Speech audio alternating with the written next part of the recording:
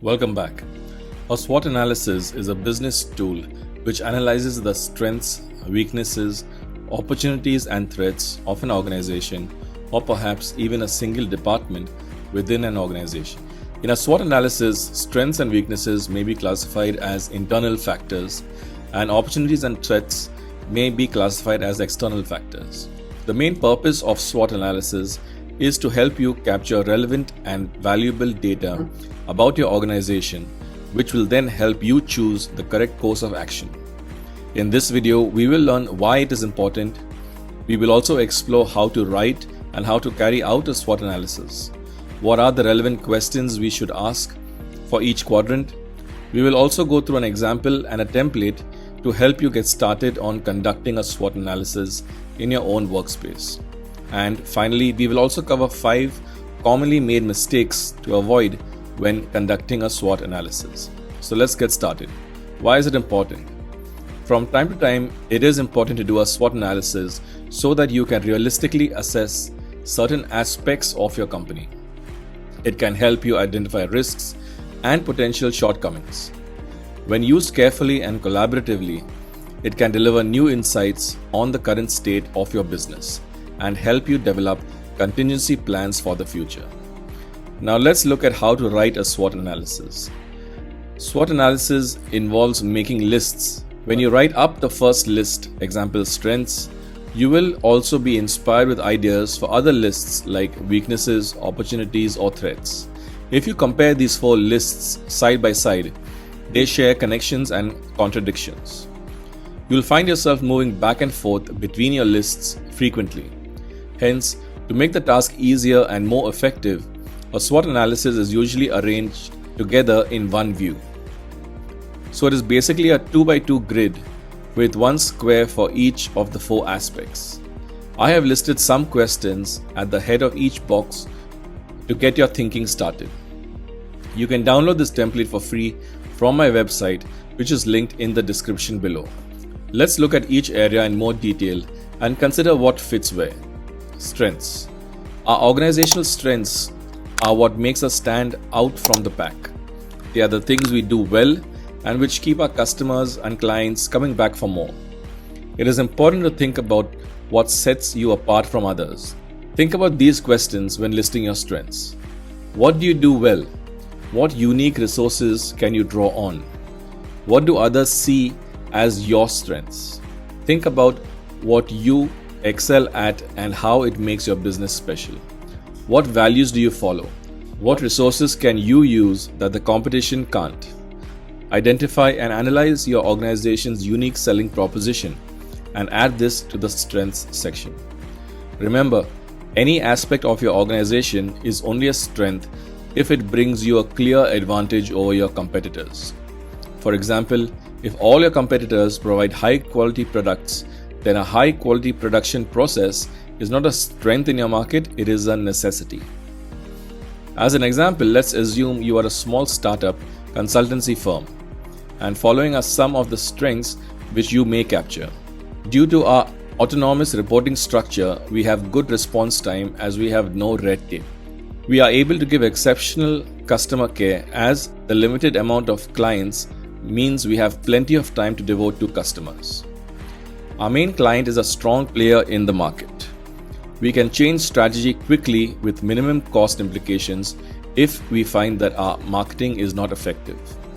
We have low overheads, so we can offer extra value to our clients. Let's move on to weaknesses now. Weaknesses, just like strengths, are internal features of your organization. So think about your people, resources, systems, and procedures. Think about practices to avoid and things you could improve. You want to determine how and why your competitors are doing better than you. Where are you falling short? Being honest and at times even brutal when conducting a SWOT analysis is imperative, as it's better to be realistic and face any unpleasant truths now rather than suffer the consequences later. Consider the following questions when listing your weaknesses. What could you improve? Where do you have fewer resources than your competitors? What are others likely to see as a weakness? As an example, the following could be some of the information you may capture. Our company has minimal market presence or no reputation to bank on. We have limited staff with a shallow skill base in many areas of the business. We are vulnerable to vital staff being sick or leaving the organization. Our cash flow will be unreliable in the early stages. Now let's move on to opportunities. Opportunities are a set of circumstances which make it possible for something positive to happen. But you will need to take action and to claim them for yourself. They usually arise from situations outside your organization and hence is considered an external factor. You must be able to preempt what will happen in the future. Opportunities can be seized and exploited to make a significant impact with respect to your organization's ability to compete in the market. Some questions to consider when listing opportunities are: what opportunities are open to you? What trends could you take advantage of? How can you turn your strengths into opportunities? As an example, our business sector is expanding with many future opportunities for success. The local government wants to encourage local businesses. Our competitors may be slow to adopt new technologies. Moving along now, let's look at threats. These include external factors that have the potential to cause problems for your business, such as supply chain issues, change in market needs, and insufficient staff.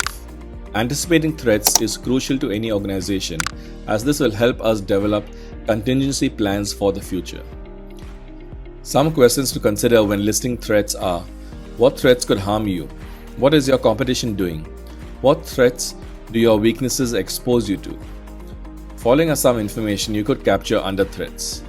Enhancements in technology may change the market beyond your capability to adapt. A small change in the focus of a larger competitor might wipe out any market position we achieve. After considering each of the 4 aspects of SWOT, you'll want to build on your strengths, work to boost the weaker areas, head off any threats, and exploit every opportunity. You may be faced with a long list of potential actions. Before you go ahead and make the commitment, I suggest looking for more subtle connections between the 4 quadrants. Now let's look at the 5 biggest mistakes to avoid when conducting a SWOT analysis. Making your lists too long. Ask yourself if your ideas are feasible as you go along. Being vague. Be more specific and objective to provide more focus for later discussions. Not seeing weaknesses. Be sure to ask customers and colleagues what are their experiences or views of your organization. Not thinking ahead. It's easy to come up with innovative ideas without thinking them through to their logical conclusion. Always consider their practical impact. Relying on SWOT analysis alone. SWOT analysis is a very valuable tool. However, when you use it alongside other planning tools like the pestle analysis, then the results are a lot more concrete. I have made a detailed video on how to use the pestle analysis, which I recommend you watch next. If you found value in this video, then comment, share and subscribe. I post HR and leadership related videos every week. I will see you in the next video.